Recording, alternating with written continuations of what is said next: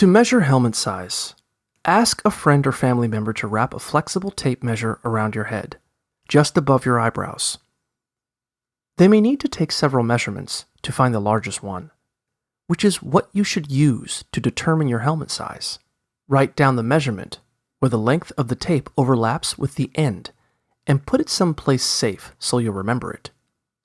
The right helmet size for you will depend on the type of helmet you're getting, but most helmets are designed to fit head sizes that fall into a particular range.